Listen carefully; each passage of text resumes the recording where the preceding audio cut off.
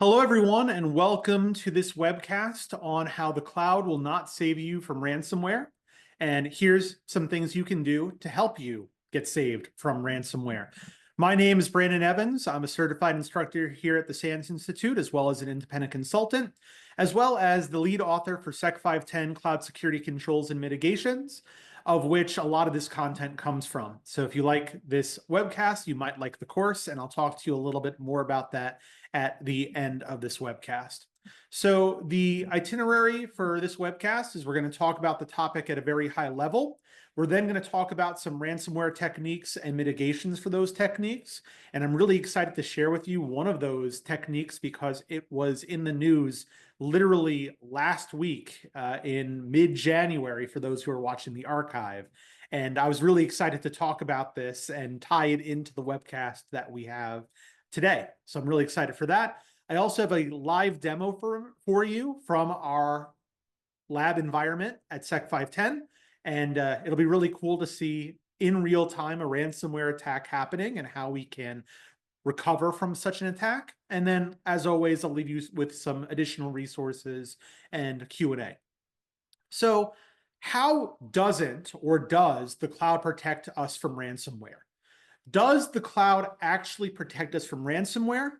The answer is not really, at least not with the default configuration. And part of the reason I was inspired to talk about this topic, and part of the reason why we've incorporated this into the brand new version of SEC 510, is because I've had a student before come to me and mention how, normally they deal with risk management associated with ransomware on-prem, and they're happy that their organization is moving to the cloud because they feel more secure about ransomware now that they're in the cloud.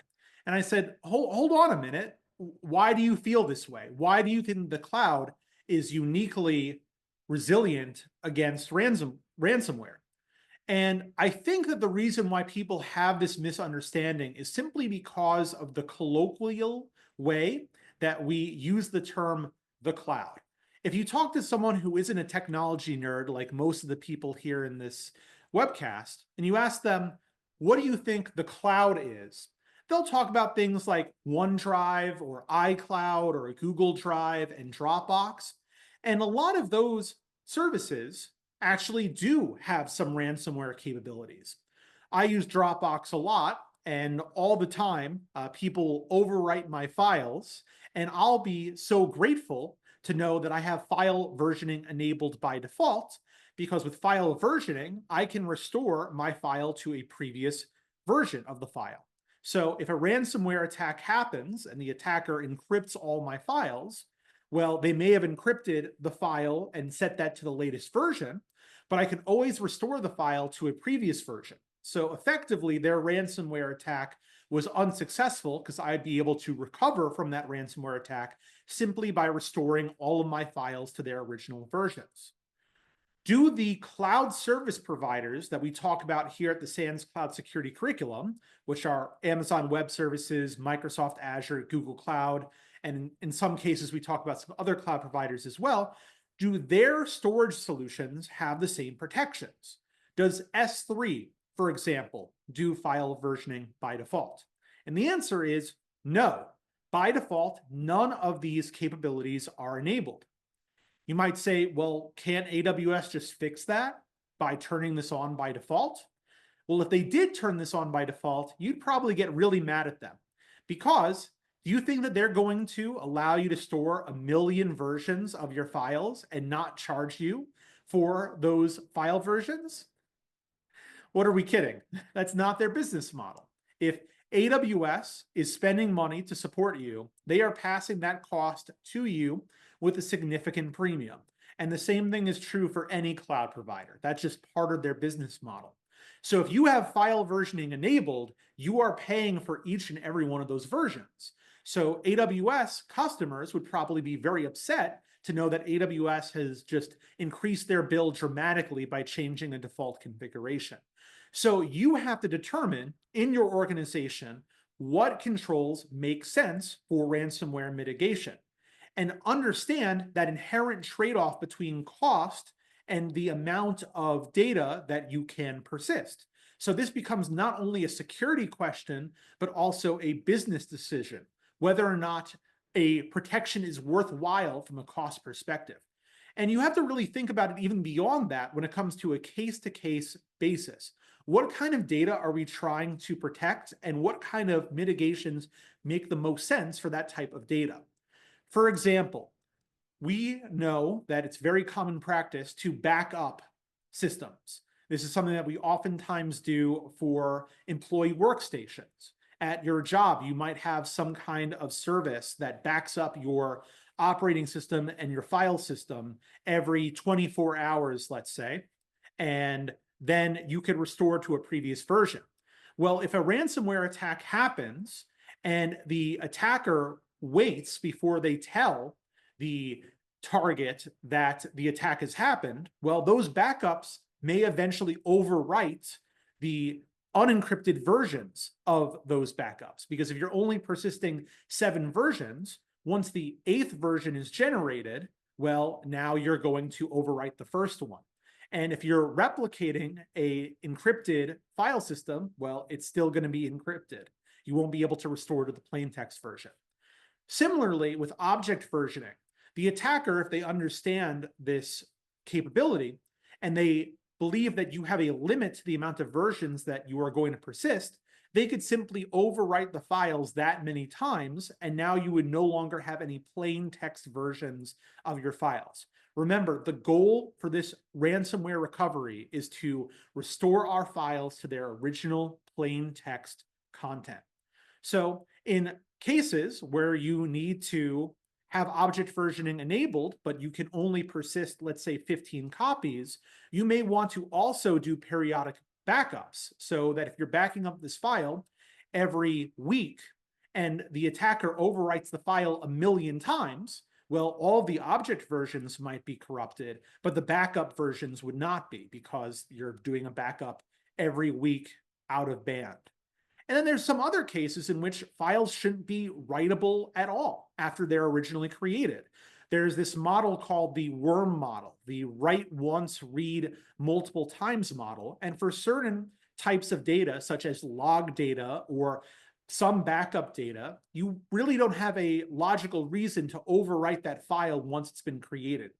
So customers must apply the appropriate control for each of their use cases and each of their different types of data, understanding the costs associated with them and compelling the business to meet somewhere in a reasonable, happy medium in terms of having some level of ransomware recovery capabilities without spending $1 trillion to recover, because obviously that's not practical, and we have to understand that the business comes first. Security is just one input into the business. So with that, let's talk a little bit more about the specifics. So 2 of the controls I want to highlight right away with AWS are versioning and object lock. Now, all of the cloud providers have object versioning. In all cases, they charge you for each of the versions.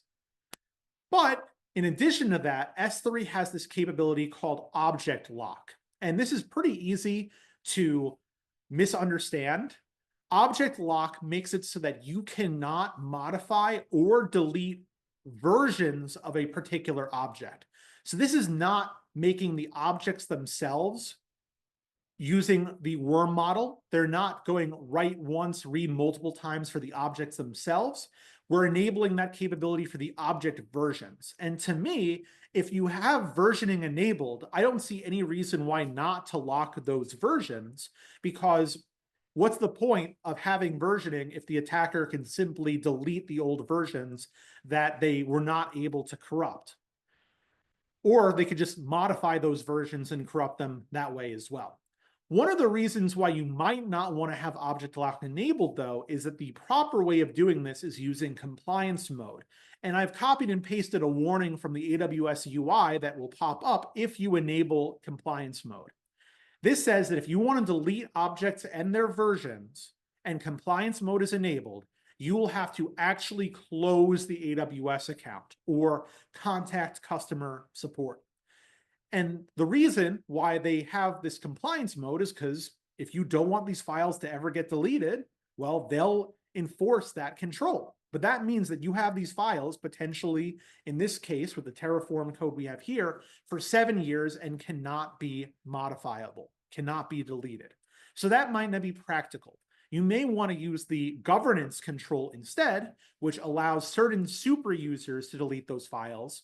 But now you have some risk associated with that. If the attacker is able to compromise one of those super users, well, versioning effectively became useless. Interestingly, Azure and Google Cloud also support versioning, and their object versions are always immutable. So you cannot modify object versions in those two cloud providers, which is kind of interesting. Why AWS allows you to modify object versions, I don't fully understand the thought process there. Another capability that I want to talk to you about, which is supported in Azure and Google Cloud, but as far as I can tell is not supported in AWS, is the concept of immutability policy. This is the policy that enforces the worm model, the write once, read multiple times model. If you create a file in an Azure storage container, and that container has an immutability policy, that means that you cannot modify that file or delete it for the period of time that is shown here. And if you lock the policy, that means that the policy cannot be modified. So object versioning becomes obsolete in this case, because if you don't have the ability to modify the file, then there's no need to have multiple versions. There will only ever be one version, ever, the version that you've originally created. This makes a lot of sense for backups and logs and a lot of data that simply does not need to be modified once it's created. So it's kind of odd to me that AWS does not have a capability like this that I can find. I tried playing around with some IAM policies that can enforce something like an immutability policy, but ultimately I could not find anything that really works like this. But Google has the same capability, as you will see in the next lab, or the lab demo that I will be giving you. I'm so used to teaching that I'm thinking about the next lab. So let's talk a little bit about some of these ransomware techniques and their mitigations. In order to understand the latest technique that was brought to people's attention last week, if you were following that news, we have to understand how S3 encryption works, because this utilized cloud native encryption. The attacker used AWS's own encryption mechanisms against the customer. So there are 4 different algorithms that S3 supports for encryption, and they are mutually exclusive. You can only use one of these 4. You cannot use multiple of these 4 capabilities. So SSE stands for server-side encryption. So this will encrypt your file once it gets to the S3 service. SSE-S3 is their original encryption offering that predates the KMS service. SSE KMS is going to use key management service keys, and DSSE KMS is something that was introduced a year and a half ago, specifically to support regulation for the US Department of Defense. But those 3 algorithms, it's really not important that you understand the differences between those 3 algorithms for the purposes of this webcast. The important thing to understand about those 3 is that they are going to encrypt your file when you send it to the server using a key that AWS manages. That's the only thing I want you to take away from this part of the conversation, is that those 3 algorithms use keys that AWS manages and therefore has access to. That's different from SSE-C. This will allow the customer or the attacker, as we'll see shortly, to provide the key in the request itself. So we're sending to AWS a request saying, here's my data, here's my key, I want you to encrypt my data, and I want you to get rid of the key.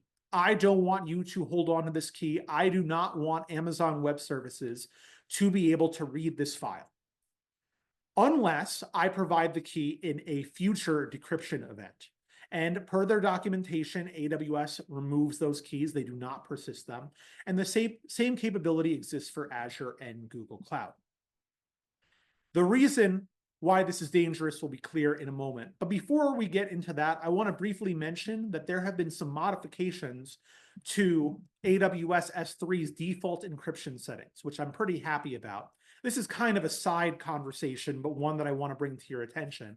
As of 2 years ago, January 2023, S3 buckets must have a default encryption setting enabled, which means that it will encrypt your files if the uploader does not explicitly specify a different algorithm using the algorithm that is set as the default encryption algorithm. That's kind of a mouthful, but whatever you set as the default will be used unless the uploading customer explicitly says use some other algorithm.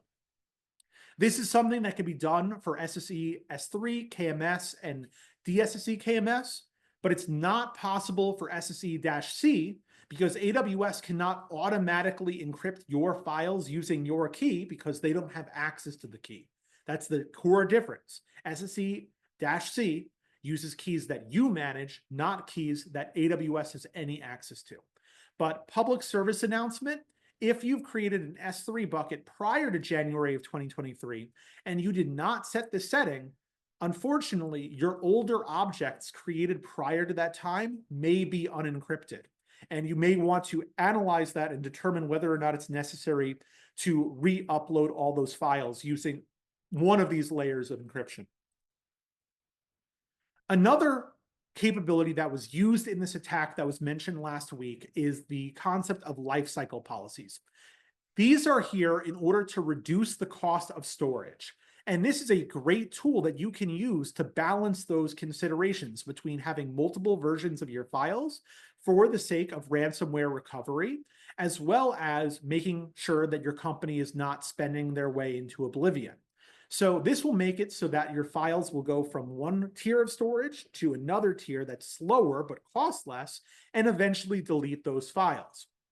This is great for reducing costs, and you could do this for versioning as well, so you can reduce the amount of versions that you have. You can get rid of older versions, but this can be abused. And that brings me to my first case study, the one that happened, again, literally last week in January of 2025. There was a report from Halcyon, this firm that exclusively works in the space of ransomware, and they mentioned that there was this threat actor who has the really interesting name Codefinger that compromised a variety of AWS accounts and encrypted all of the S3 objects in each of them. Before we get into the specifics, I want to mention that this is an assumed breach scenario. This attack was only possible because the attackers were already getting a foothold into these AWS accounts by compromising IAM credentials. So if you follow some of the other controls that we mentioned in Sec 510 to make sure that your IAM credentials do not get exposed, or that those IAM credentials have the appropriate permissions, well, this attack would not be possible because this assumes breach.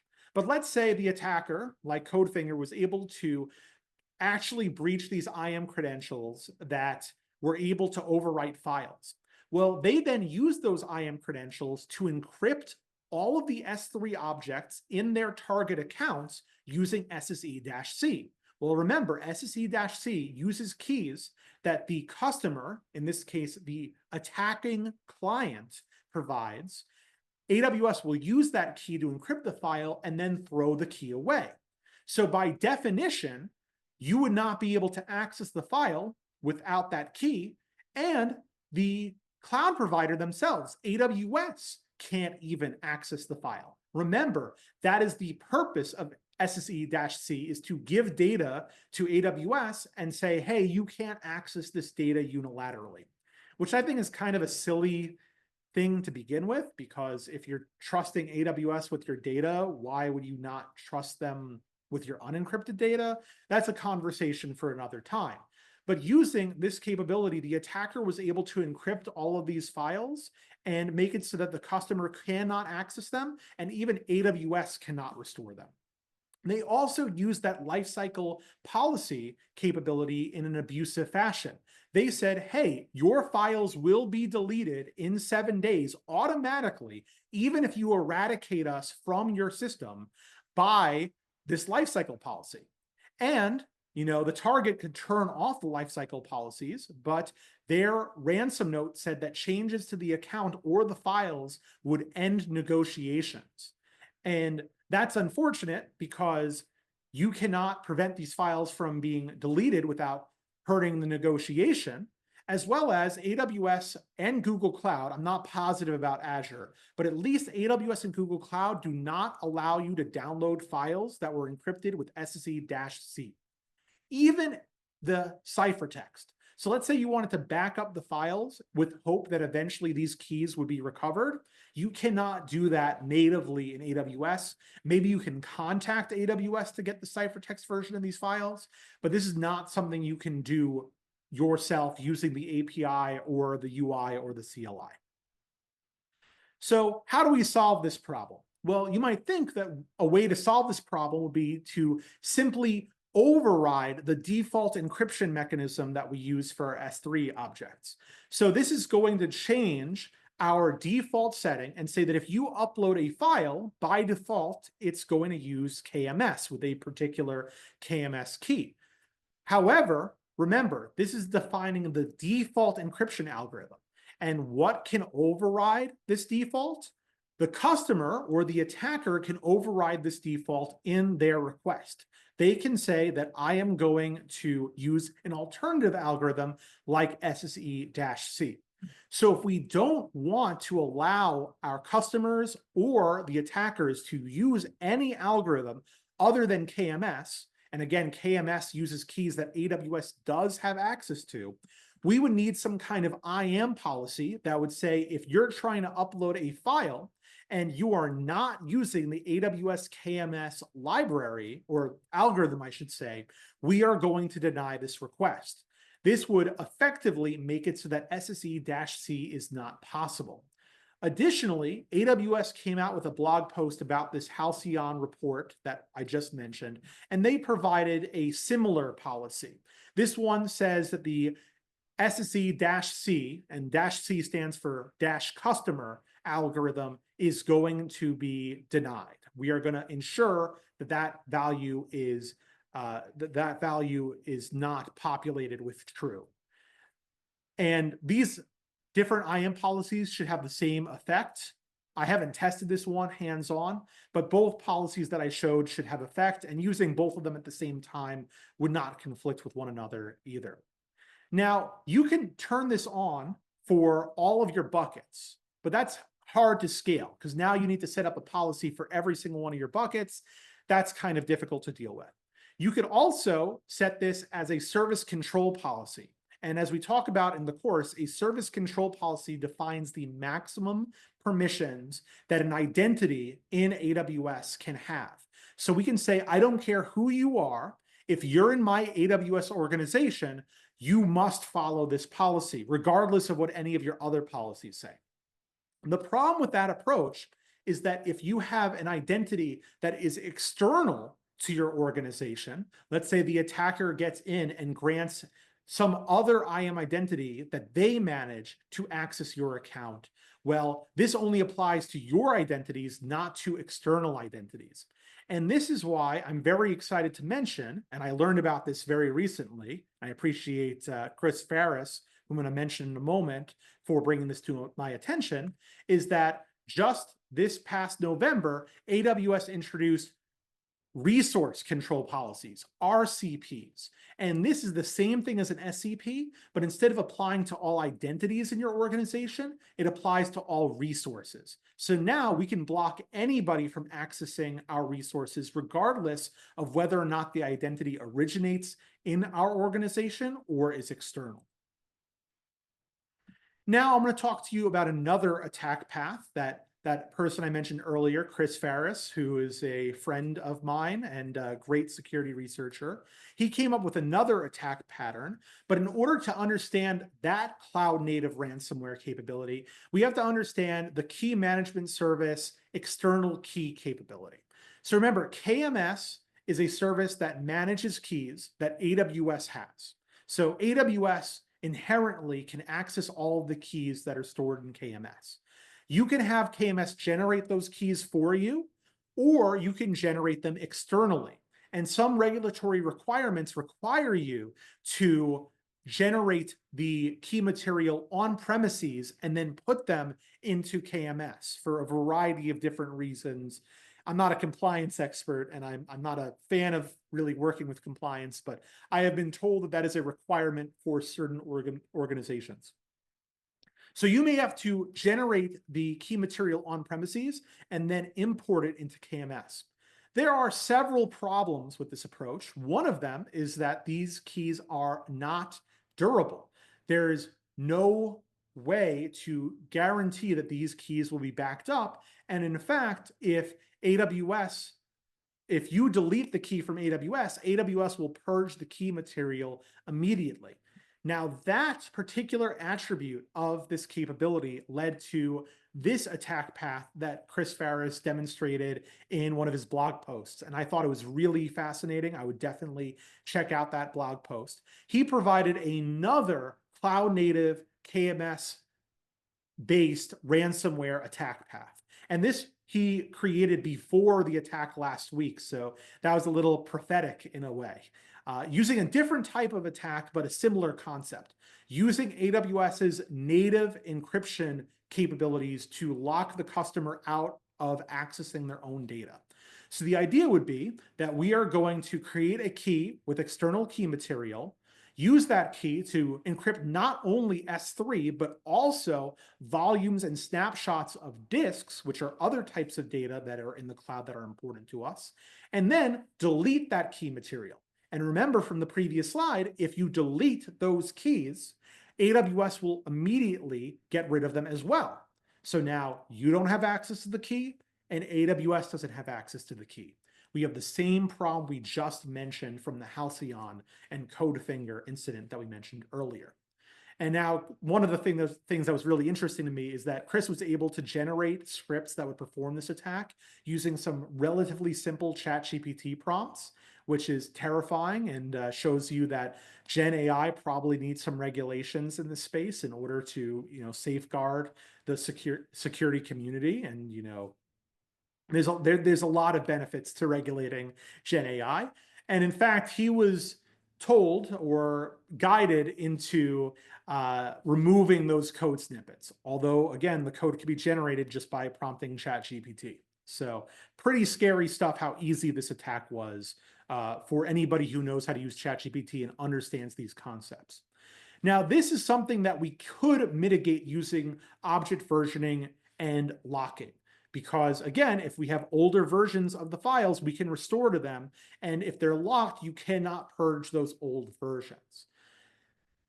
But again, it can get very expensive. So you need to work with your stakeholders to determine how much your organization should spend and whether or not it's worthwhile to prevent the ransomware of critical data. You have to do a risk analysis and weigh those two different factors.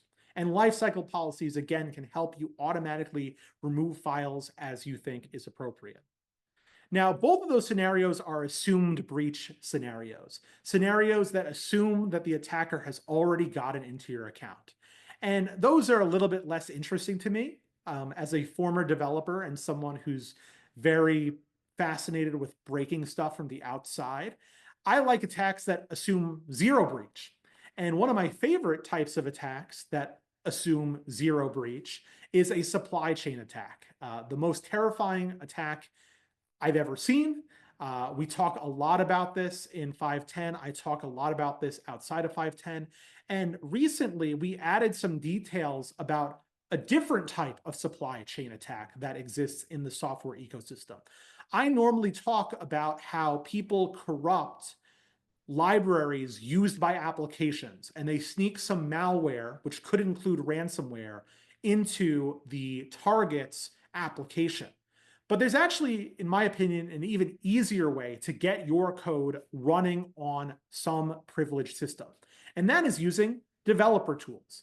Now, as a former developer and someone who still writes a lot of code, I install a lot of packages on my workstation. Do you think I audit every single one of those packages and every single one of those command line interfaces? Absolutely not. And if you do, well, I'm either impressed or I don't believe you. People put stuff on their computer all the time without reading the code associated with it. And unfortunately, developers oftentimes have excessive credentials. They have the ability to potentially upload every file to S3 and overwrite all of those files in S3, Azure storage, or Google Cloud storage. So if we snuck some ransomware into the target's environment, and that ransomware automatically used the developer's credentials to encrypt all of the files in their AWS account, we have just pulled off ransomware without breaching the perimeter in any way, shape, or form. And basically, we're tricking the developer into performing the ransomware on our behalf. This is especially terrifying when you take a look at some of the ways that people install packages in a real environment. This is one of my least favorite examples. It's my favorite example of something that I think is really bad, which is that if you want to install Node.js, which is my favorite development framework out there, my favorite development runtime, if you want to be technical, they tell you to download this shell script and pipe it to bash. So if the attacker had control over this shell script, they now have arbitrary code execution over the developer who's running this command. And that brings me to my demo, where I'm going to demonstrate a similar kind of attack path. So I'm going to share the screen for the Sec 510 lab environment. And if you've never taken Sec 510, we have this awesome lab environment that we've put a lot of effort into with thousands and thousands of cloud resources across all the different cloud providers. I think you're going to have a lot of fun with it. And it has a web application for a fictional healthcare company called Nimbus Immutability. And we do a whole lot of stuff with this website and the infrastructure associated with this website. But for this particular lab, we're actually going to be exploiting something outside of the website itself. We have this scenario in lab 3.3, and the scenario goes that, hey, we want to deal with ransomware. We talk about in the lecture how bad ransomware is. Well, it turns out Eric and I, my co-author, have done a lot of research, and we happened to come across this command line interface tool called the Magic Ransomware Prevention Utility. And this tool will actually protect you from every ransomware attack ever, as long as you install it and run it on your developer workstation. Well, that sounds pretty interesting. Let's go ahead and run this installation script. I'm going to take this and put this in my interactive terminal in our cloud-based flight simulator. And this is a really cool lab environment setup that Eric put together, the flight simulator, because this allows you to perform the labs without having VMware installed. You simply connect your browser to our environment. You can access all of our internal tools, as well as this interactive IDE, which is really cool. So now I'm running this Magic Ransomware Prevention Utility, wink, wink. And let's see what happens once this is done. Well, I see a lot of red here, so that's kind of interesting. Might be an indication that something is going wrong. But once this is done, we're going to have a very interesting message come through. Let's see. It looks like it's running for Azure. Now we're protecting Google Cloud Storage from ransomware. So this attack works for any cloud provider. And again, this kind of supply chain attack can do anything. It's arbitrary code execution on the developer's environment. If you can trick them to run this code, you can do anything you want with their permissions. It's terrifying, it's exciting, it's scary, it's amazing. I love ransomware and I hate ransomware. I love supply chain attacks and I hate supply chain attacks. So with that tap dancing out of the way, the final message that prints out is all of your cloud files have been encrypted. The only way you can recover your files is by paying us a ransom. Await further instructions. So it turns out that we made up this Magic Ransomware Prevention Utility. It probably sounded too good to be true, and therefore it was too good to be true. It turns out that we actually put some malware into the Magic Ransomware Prevention Utility. And this malware is going to encrypt all of the files within S3, Azure Storage, and Google Cloud Storage.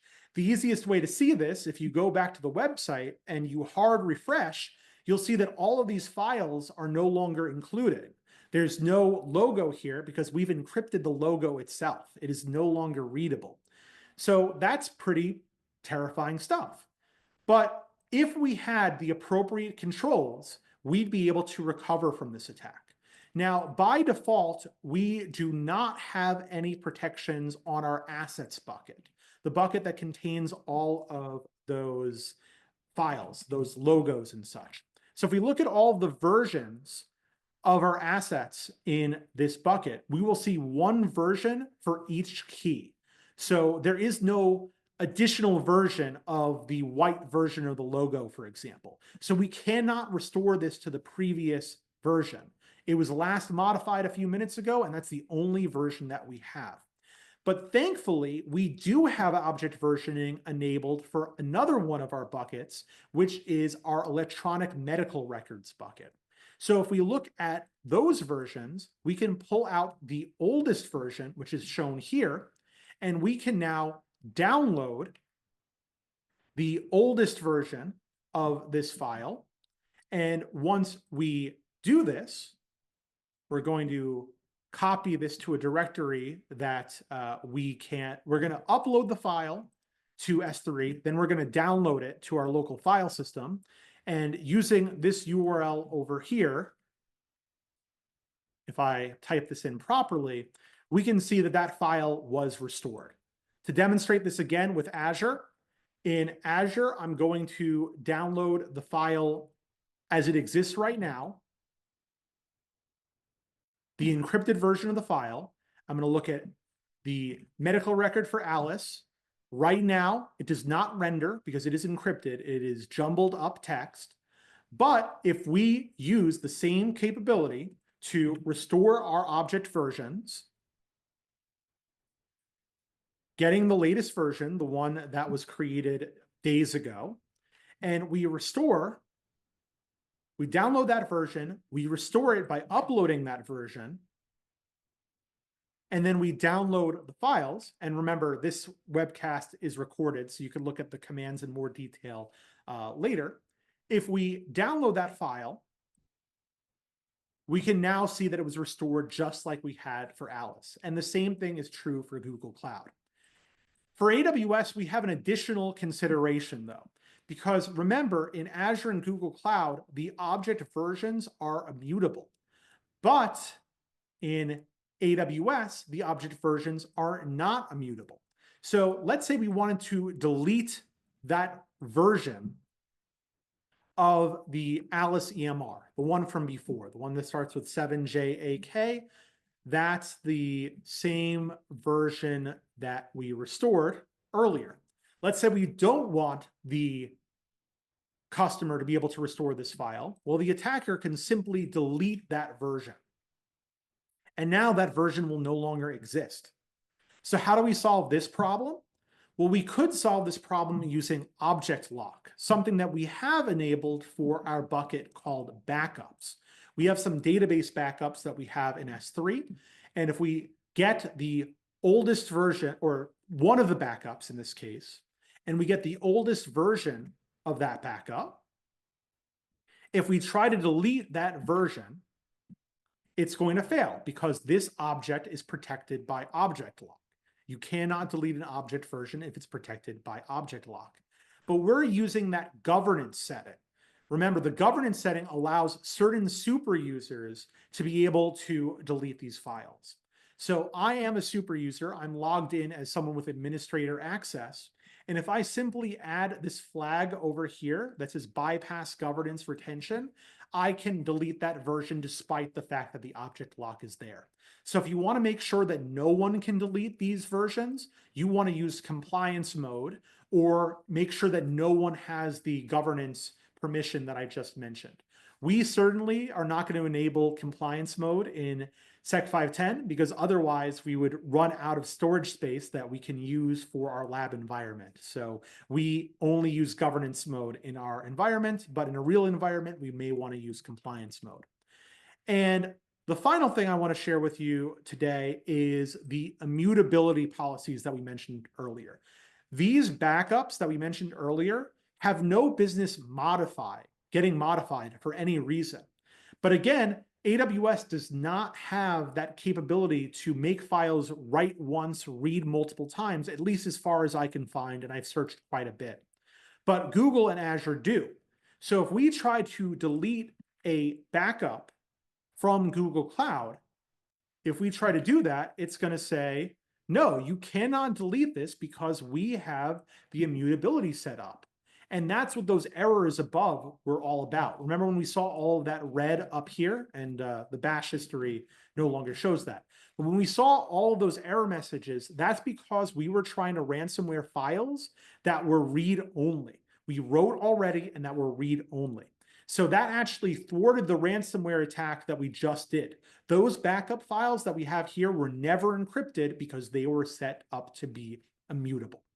So that is what we have in this particular lab. We have a couple of other steps in lab 3.3 that I'm not going to spoil for right now. And I've also put in some work regarding the Halcyon attack that happened recently. And I've made some changes to make this ransomware script actually use cloud native methodologies if enabled. So now we can either ransom the files using keys that we generate ourselves using an external encryption mechanism, or we can use the SSE-C mechanism using the AES-256 algorithm.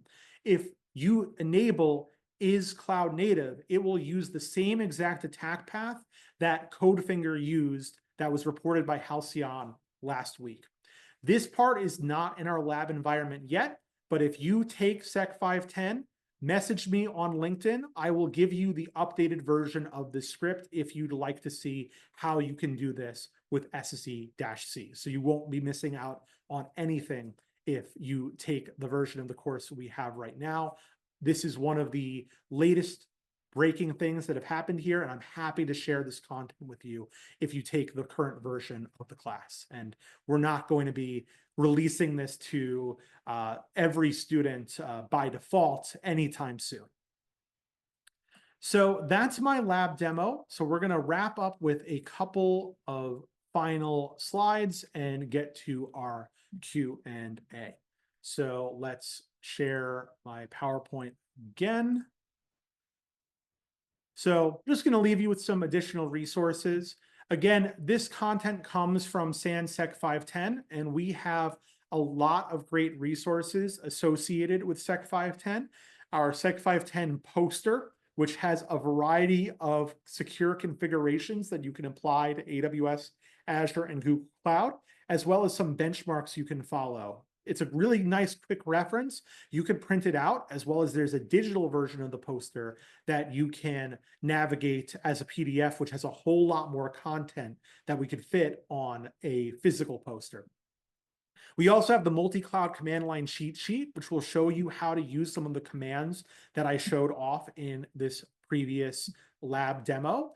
We've got a lot of commands that you can use just using the cheat sheet that can get you started working with the AWS, Azure, and Google Cloud CLIs if you've never worked with them before. And of course, I encourage you to take the course demo for Sec 510. And this is something that frustrates me to no end, is that one of the best kept secrets here at SANS is that you are able to get 1 free hour of content, not from one class, but for every class here at SANS. And I don't mean any of one class. I mean, you can take a demo for every single class in our catalog completely for free. So if you're interested in the topics that we talked about today, and you're interested in this topic overall, take a moment to go to sec510.com/demo. Make sure you're logged in using the same SANS account that you have used to sign up for this webcast. And you can get a free hour of content, not just for 510, but other courses as well. And I recommend that you take advantage of that resource. It's honestly the best kept secret here at SANS. You can get tens of hours of content without spending $1 if you use this demo capability. And if you like the demo, maybe we'll see you in a session in the future. On that subject, we're going to be running this class a lot of times this year. But we have a lot of ones coming up immediately if you want to keep your skills as fresh as possible in this new year. It is not too late to sign up for the live online version of this course that I'll be starting this Monday. So if you're convinced this course is something that is worthwhile and you're able to make the case to your leadership that you want to take this class, your first opportunity is this Monday, and it's not too late to sign up. Realistically, most people cannot do that this late in the game. So I'll also be teaching this class in New Orleans next month, as well as you can take it live online for Central Time from February 17th to the 21st.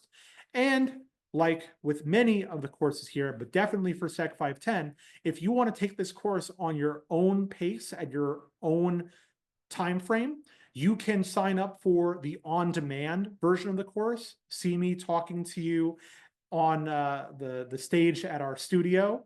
It's a lot of fun to do those recordings, but it's not impersonal because you have support during the time that you're taking this course from our on-demand subject matter experts who are real experts who have actually taken the certification for this course and have passed them with flying colors. So even if you take the course on demand, you will still be getting the same quality and same support that you would get in person or live online. And that's true for any course here at SANS that offers on demand. Got a lot of great testimonials from the people who've taken Sec 510. My favorite one to always mention is I appreciate that Sean Ayers said that if you cloud, you need this course, period. Really appreciate that vote of confidence. And with that, we've got some time for Q&A.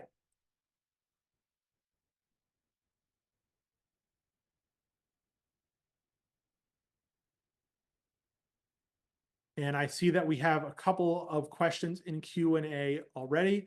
Raphael asks, which AWS S3 server-side encryption would you recommend and why? So I'm going to exclude DSSE-KMS simply because I don't know the details of that DoD directive, and I'm not sure what benefits it has. So let's put that to the side because that's just an unknown for me. Let's compare SSE-S3 versus KMS versus SSE-C. I think the answer is almost always KMS.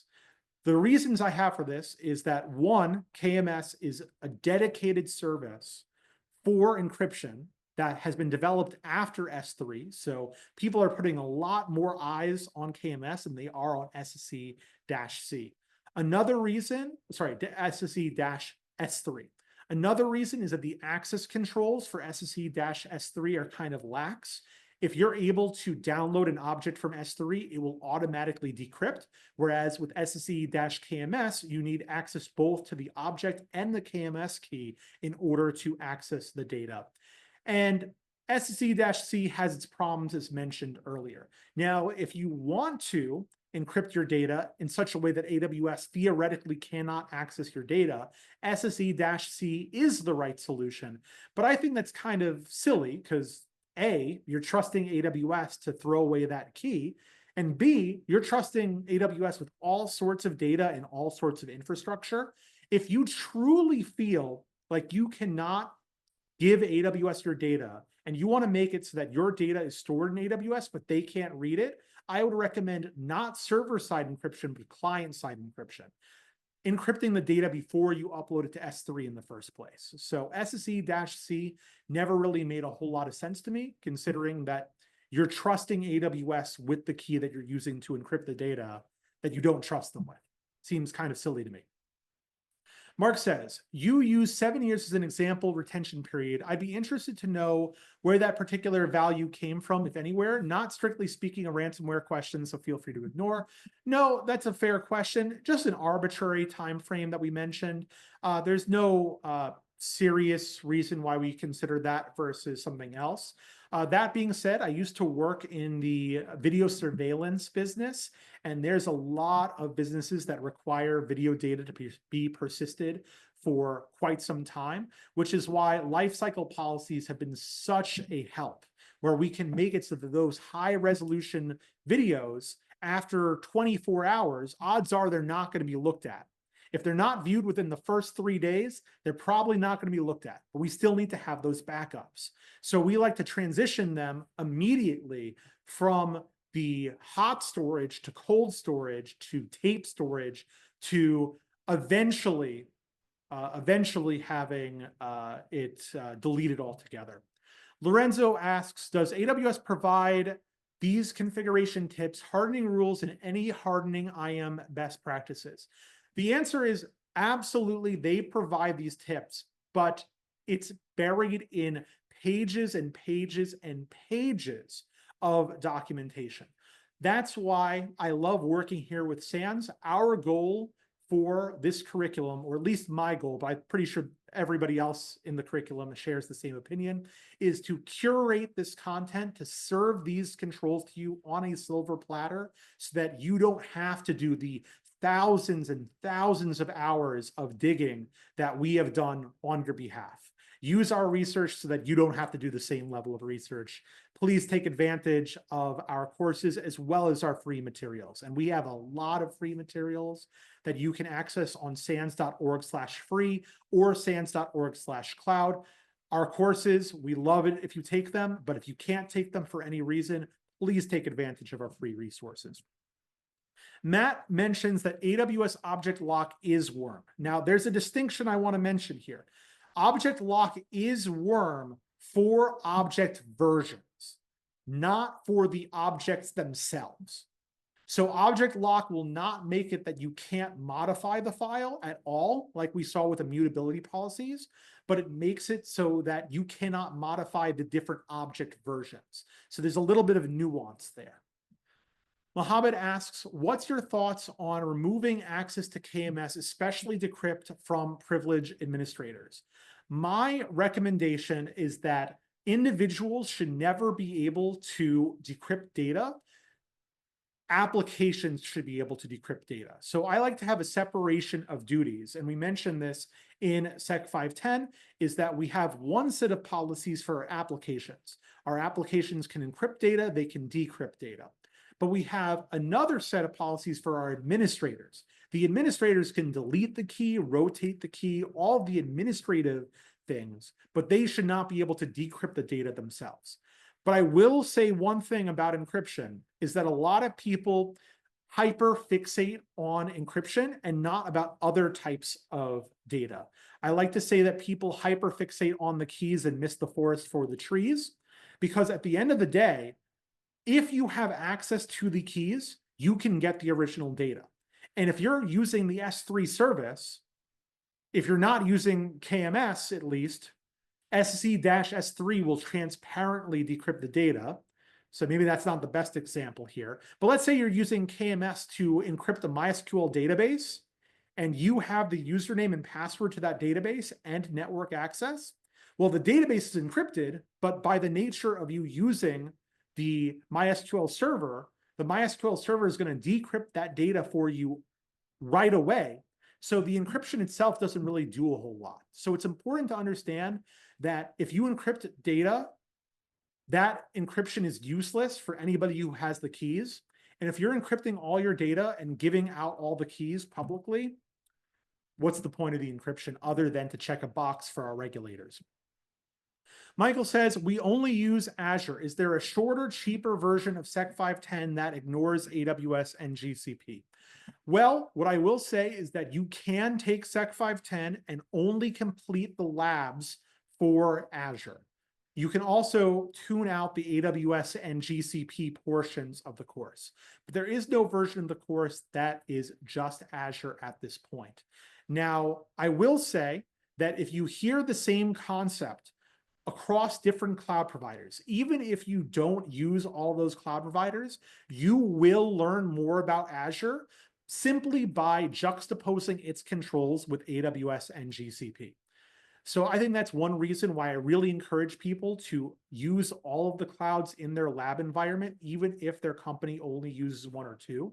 But the second thing is, I can nearly guarantee you that you're not going to be using Azure exclusively for the near future.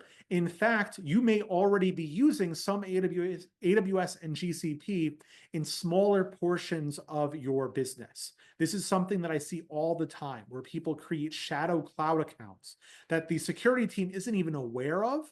And those shadow cloud accounts oftentimes use different service providers than the main corporate team. And the final thing I'll mention on this is that there was a contract that the DoD entered into a couple of years ago called the JWCC. We'll see if the new administration cancels this because the previous administration canceled theirs. So who knows for sure. But in that contract, maybe it's GWCI, I forget the exact name. But their directive said that the DoD is going to select certain cloud providers to support their organization. And they selected AWS, Azure, Google Cloud, and Oracle. They basically determined that they could not make a decision, that they had to use multiple cloud providers. And as a result, I think you're going to see a lot more AWS and GCP, even if you're not seeing that today. So I hope that you'll take the course, despite the fact that it is not exclusively Azure. But again, you can tune out the content that is least interesting to you, and you can do the labs without touching AWS or GCP at all if desired. Most of the labs, I should say, the vast majority of the labs. The anonymous attendee says, is Sec 510 offered as a work study? Absolutely. You can learn more about that at sans.org/work-study. Just like any other course, Sec 510 does offer that. Another anonymous attendee says, what type of AWS encryption do you recommend for compliance frameworks that require customer managed keys? Are there options outside of SC-C?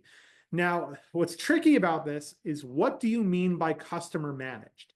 In AWS, we have the concept of a customer managed key, and that customer managed key is still owned by KMS, by AWS. We have keys that are generated on premises called external keys, which you can import into KMS. And that might be a version of a customer managed key that you mentioned, but AWS still has access to that key. SC-C is the only server-side mechanism that you can use to encrypt data with a key that they no longer have access to, that at least in theory, AWS is going to throw away. So there's also client-side encryption, which I think is much better in many cases. Lobby asks, how reliable is the magic ransomware prevention utility as explained in your lab demo with the S3? I'm going to interpret that as a joking comment. Yes, the magic ransomware prevention utility doesn't actually protect you from ransomware. It is a fake application that will encrypt your data. It's just an example that we have to show the supply chain attacks concept with. Michael just commented, shadow cloud accounts. Oh, great. Yep, they're there. I promise you they're there. You may not see them anytime soon, but look out for them. Aaron asks, what's the most exciting trend for 2025 that you are looking forward to? And again, it's kind of interesting because here in security, we look forward to bad things happening in a way, but we also hope that they don't happen, right? My research would be improved by another breach happening, but I'm not looking forward to that breach happening because it would hurt the community and it would hurt society and lots of companies and a lot of people. So I'm looking forward to a very stable 2025, at least as far as, humanity goes. But if I had to think about trends that I'm excited about to learn more about, two areas that come to mind are obviously Gen AI is still something that we have not figured out. I feel like a lot of organizations have used Gen AI, but very, very sparingly. And I'm interested to see how they're going to use Gen AI in ways that are more creative than a simple chatbot, which is the vast majority of implementations of Gen AI that I've seen. And the other topic that I'm really interested in learning more about is quantum computing and post-quantum encryption. This is something that a lot of people are worried about because encryption, if that's broken, well, hey, we've solved the ransomware problem, but at the same time, we've also got all of our data potentially compromised by third-party entities. My basic understanding is that we're nowhere near quantum computers breaking symmetric encryption. We may never get to the point where they can break symmetric encryption, but it's very likely that they will break asymmetric encryption. And that's something that I want to learn a whole lot more about this year as well. I'm going to give it just another couple seconds. Mohammed says, what do you mean by finite versioning when it's enabled on S3? You can say, I want to retain only the latest 15 versions of my file. So if the attacker creates a 16th version of the file, you're going to wave goodbye to the 15th version that you've already persisted. So that's a cost-saving measure that can also get you into a lot of trouble, which is why I recommend having out-of-band asynchronous backups as well, because that saves you from that exact scenario. Thank you all for your questions and for attending today. I really appreciate you for taking the time out of your week. If you want to learn more about this course, feel free to reach out to me via email. You could also find me on LinkedIn. Just look up Brandon Evans SANS. I'm very active on LinkedIn. I post a lot of things about current events. So if you could give me a follow or connect with me, I'm going to be announcing a lot of things that I discovered throughout the year, as well as future webcasts. And I foresee that I will be seeing the webcast attendees several more times this year. With that, I hope you have a wonderful rest of your day. Thank you for attending, and until next time, folks, take care.